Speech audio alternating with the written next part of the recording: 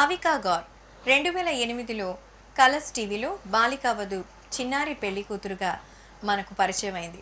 హిందీలో బాలికావధు, తెలుగులో చిన్నారి పెళ్లి కూతురు.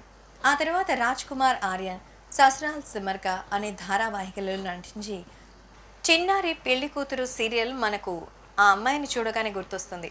ఈ సీరియల్తో అవికాకు దేశవ్యాప్తంగా గుర్తింపు వచ్చింది.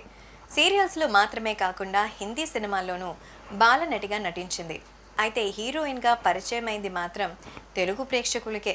ఉయ్యాల జంపాల సినిమాతో అవికా గౌర్ టాలీవుడ్లోకి అడుగుపెట్టింది. ఇంకా హీరోయిన్గా బలమైన పునాది వేసుకోలేదు.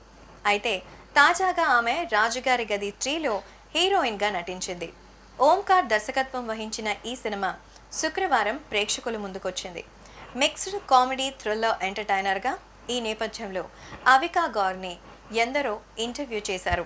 ఈ సందర్భంలో పెళ్లి ఆలోచనల నుంచి అవిక అడిగింది. దీనికి ఆమె చాలా సమాధానం ఇచ్చింది. ముఖ్యంగా ఇప్పటికే నాకు 20 సార్లు పెళ్ళైంది, ఇప్పుడు పెళ్లి పేరు చెప్తేనే నాకు నీరసంగా అనిపిస్తోంది అని చాలా సరదాగా నవ్వుతూ తన పెళ్లి గురించి సమాధానం చెప్పింది. అంటే సీరియల్స్లో ఇప్పటికే తనకు అన్నిసార్లు పెళ్ళిళ్ళు అయ్యాయన్నమాట. మరి అలాంటప్పుడు నా వల్ల కాదు ఇప్పట్లో పెళ్లి చేయడం అని నవ్వుతూ చెప్పింది. నిఖిల్ మంచి వ్యక్తి అని, తెలుగు ఇండస్ట్రీలో తనకున్నటువంటి బెస్ట్ ఫ్రెండ్స్లో నిఖిల్ ఒకరని, ఆయనతో తనకు ఎలాంటి ఇబ్బంది కూడా లేదని అవిక చెప్పేసింది.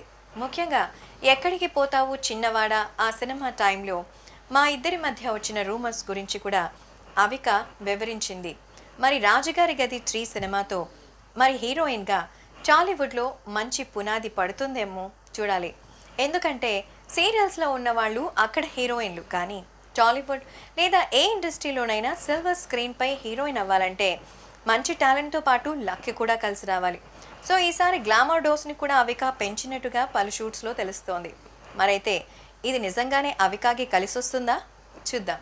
All the best Avika. మేము చేసే వీడియోస్ మీ మొబైల్కి నోటిఫికేషన్గా రావాలంటే మా ఛానల్ని సబ్స్క్రైబ్ చేసుకొని పక్కనే ఉన్న బెల్ ఐకాన్ని యాక్టివేట్ చేసుకోండి.